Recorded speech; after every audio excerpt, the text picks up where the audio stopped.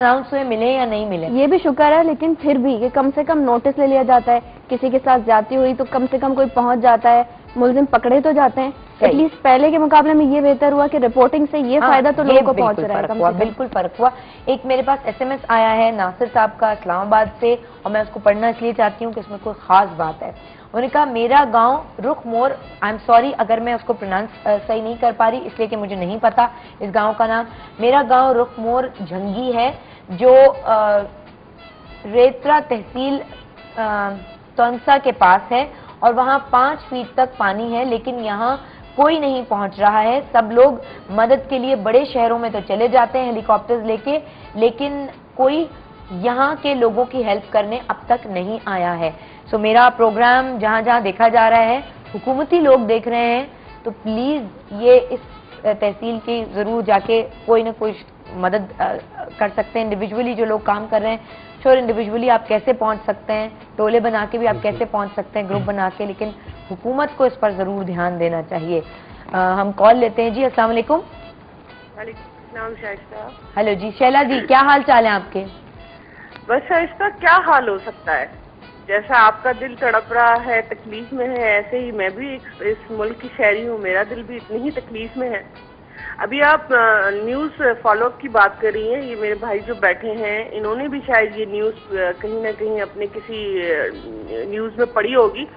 सैलाब में 150 अफराद पर एक कश्ती दरियाए सिंध में कहीं बीच में फंसी हुई थी, और वो जब तक उनके मोबाइल बैटरीज काम करती रही, मोबाइल काम करते रहे, ये पता चला कि वो फंसी हुई है, और 150 लोग उस कश्ती में सवार थे। फिर एक न्यूज एंकर ने कहा कि जी अब उनकी राब्ता नहीं है हम लोगों से, कि शायद उनकी बैटरीज खत्म हो गई। उस कश्ती का और उस 150 लोगों का नहीं पता कि वो बच गए या डूब गए या क्या हुआ। तो ये हालात हैं। पंजाब के सैलाब की बात कर रही हूँ मैं शायद। जी जी जी, मैं बिल्कुल समझ गई, बिल्कुल समझ गई। तो आप यानी ये देखें कि इस वक्त हमारे हम वतन किस मुश्किल घड़ी से गुजर रहे हैं कि 150 जाने, अभी तो हम 152 लोगों को रो रहे थे ना, वो तो पता था तैयारा गिरा। हाँ। उसमें मेरे अपने 5 लोग भी गए, मेरी अपनी कजन, उसका हस्बैंड और उसके 3 बच्चे। तो उस घराने को तो मैं देख ही रही हूँ कि वो कैसा सिर्फ वहाँ पे मातम है और जो भी तकलीफ है।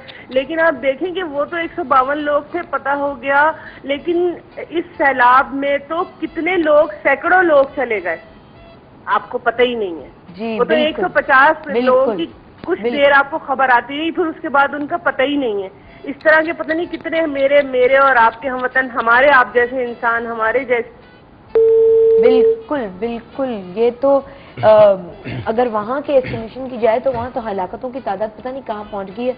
अभी मैंने जहाँ तक फॉलो किया वो 1500 या 1600 तक थी, उसके बाद मैंने उसको फॉलो नहीं किया, लेकिन अब पता नहीं अपडेटेड वर्जन उसका क्या होगा।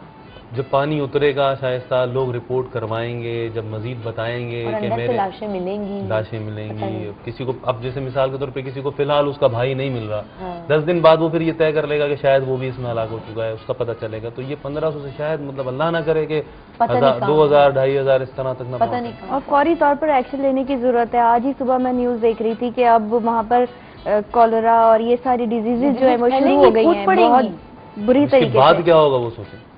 आई डोंट नो रियली, पता नहीं क्या हालात। लेकिन उस दिन बात हो रही थी, शहजाद रॉय आए हुए थे कि वहां उतरा अगर जा सकता है, जाया जा सकता है, तो सारे वो हेलीकॉप्टर्स के जरिए जाया जा सकता है। और उस वक्त भी हमने अपने प्रोग्राम में कहा था भाई हेलीकॉप्टर्स तो इंडिविजुअली प्राइवेटली ओन, पता नहीं पाकिस्तान में 3, 4, 5 ही लोग होंगे बहुत मालदार कोई इस तरह के जिनके हों, हुकूमत के पास ही हो सकते हैं, और गवर्नर, CM इनको दिए जाते हैं। तो ये लोग क्यों नहीं, अपने ये खबर क्यों नहीं आती? मैं तो ढूंढती रही कहीं कि ये खबर आए कि उन सब ने कहा है कि हमारे हेलीकॉप्टर्स हमें जो दिए गए हैं, हमारे पास हैं, वो चले, मतलब हमने दे दिए, फिलहाल इसका काम करें, इमरजेंसी के सारे काम ये हमारे हेलीकॉप्टर्स करें। ये क्यों नहीं हो रहा? मैं अपना जाके मैं ऊपर मुआयना करती हूँ 4 लोगों के साथ, और उसके बाद मैं पिस्ते भी खाती रहती हूँ। ये मैं मुआयना कर रही होती हूँ कि हालात देखने जा रही हूँ मैं। ऐसा अलमिया हमारे यहाँ ये है ना कि हम इन हादसात के बाद फिर उसके बाद अपने दूसरे कामों में लग जाते हैं। हम ये नहीं सोचते कि इस एक हादसे ने हमें क्या सबक सिखाया है और हमें आइंदा क्या करना है। जलजले के बाद हमें इस काबिल हो जाना चाहिए था कि अगर इतनी बड़ी आफात आए हमारे ऊपर तो हम उनसे निपटने के काबिल हों। ہماری کیا تیاری ہے؟ ہم نے کوئی شہری نظام دیکھیں، شہری دفاع کی پہلے تنظیم ہوا کرتی تھی، اس میں آپ نوجوانوں کو استعمال کرتے تھے. آپ اپنے یہاں کا ٹیلنٹ استعمال کریں جو غلط طرف اپنی صلاحیتوں کو ضائع کر رہا ہے. چھوٹی سی مثال ہے، اگر آپ ان ملکوں کو بھی لے لیں، امریکہ کو لے لیں، برٹن کو لے لیں، کچھ جنہوں نے آپ کی امداد کی ہے اتنی، آسٹریلیا نے کی ہے، وہ پیسے بہت بڑی بھاری رقم ہے، اور وہ پیسے ان سے بھی چیزیں خریدی جا سکتی ہیں. انہوں نے بھی ہیلی کاپٹر آ رہے ہیں، وہ دیے تو نہیں ہیں ظاہر ہے، وہ ایمرجنسی کے لیے آ رہے ہیں مدد کرنے کے لیے. لوگوں نے وہاں سے بوٹس روانہ کی ہیں. تو وہ تمام چیزیں وہ کس طرح ہو رہی ہیں، وہ میں کسی نیوز چینل پہ میں صرف یہ دیکھ رہی ہوں اتنے لوگ مر گئے، یہ ہوا، یہ ہو رہا ہے. جو ہو رہا ہے وہاں کارروائیاں، وہ تو میری کچھ سمجھ میں دے نہیں رہے. حکمرانوں کی اوپر عوام کی بے اعتباری کا یہ عالم شائستہ کہ سرحد حکومت نے ایک اکاؤنٹ بنایا کہ جس میں زلزلہ سیلاب زدگان کی امداد کے لیے فنڈ دیا ہے، اس میں کوئی پیسے نہیں آئے. کیوں نہیں آئے؟ لوگوں کو اعتبار نہیں رہا ہے حکومتوں کے اوپر. لوگ دینے کو تیار ہیں جن کے پاس پیسہ ہے، لیکن وہ سوچتے ہیں ہم دیں گے، یہ پیسے کرپشن کی نظر ہو جائیں گے. اور یہ کتنا بڑا المیہ ہے اس کرپشن کا کہ جس کی وجہ سے وہ سیلاب زدگان امداد کے انتظار میں بھی بیٹھے ہیں. اور یہ کتنا بڑا المیہ ہے اس قوم کا کہ جہاں گورنمنٹ یہاں ہے اور عوام یہاں دوسری طرف کھڑے ہیں. یہ ملک ویسے چل ہی نہیں سکتے. پرائیویٹ اداروں کے اوپر لوگوں کو یقین ہے کہ وہ ایدھی کو دے دیں گے، ویلفیئر فنڈز میں دے دیں گے، لیکن حکومتوں کو دینے کو تیار نہیں. اب جیسے آپ امداد کی بات کر رہی ہے، اگر اتنی بڑی تعداد میں بم بلاسٹ روزانہ ہم سن رہے ہوتے ہیں، کہیں نہ کہیں واقعہ ہو رہا ہے، جو اس بم کی وجہ سے، پھٹنے کی وجہ سے مرتے ہیں، وہ مرتے ہیں ملبے کے نیچے دبنے کی وجہ سے مرتے ہیں. ہمارے پاس کرین نہیں ہے، کوئی ایسا سسٹم نہیں ہے کہ فوری طور پر اٹھایا جائے، جو زخمی ان کو نکالا جائے. لوگ بھوک اور پیاس کی وجہ سے بھی مر رہے ہیں.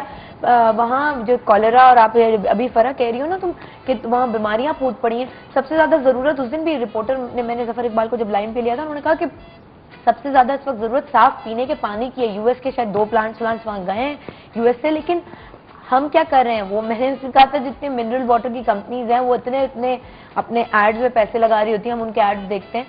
وہ ایٹ لیسٹ وہی چلی جائیں، ان سے ریکویسٹ کی جائے کہ آپ وہاں جا کے یہ کام کریں. ٹیلی کمیونیکیشن کمپنیز ہیں، لوگوں کو نہیں پتا کہ ان کے پیارے کہاں ہیں، کیا ہیں، ان سے کوئی رابطہ لگا. بالکل کچھ بھی نہیں ہے، کچھ بھی.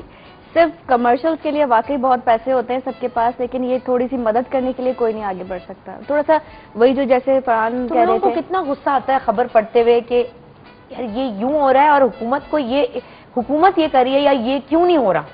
اس وقت کیا ہوتا ہے. اور بعض اوقات وہ ہلکا سا اشتعال جو ہے وہ جب کسی حکومتی سوالوں میں نظر لیا جاتا ہے نا، تو وہ سوالوں میں بعضوں کا چھلک بھی جاتا ہے. بھائی اب بارش ہونے والی ہوتی ہے شائستہ، ہم گھروں میں تیاریاں کرتے ہیں، بجلی چلی جائے گی، موم بتی رکھ لیں آپ، کھڑکیاں دروازے صحیح سے بند کر کے رکھیں کہ پانی اندر، مطلب گھروں میں تیاریاں ہوتی ہیں نا.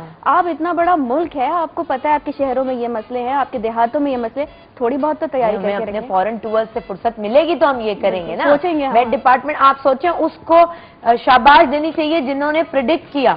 آپ کو پہلے سے معلوم تھا یہ ہونا ہے، اور اس کے بعد بھی یہ ہو گیا. تیاری نہیں تھی ہمارے پاس، کیونکہ ہم لڑتے رہ رہے ہیں ہمیں ڈیم نہیں بنانا. وہ کہتا نہیں میری جماعت کا ایجنڈا یہ ہے کہ ڈیم نہیں بنے گا، اس میں اتنے پیسے خرچ ہو جائیں گے. وہ کہتا نہیں میری جماعت یہ کہتی ہے ڈیم فضول ہے. تو فضول ہے تو آج دیکھ لو یہ ہوا ہے اس کے بدلے میں.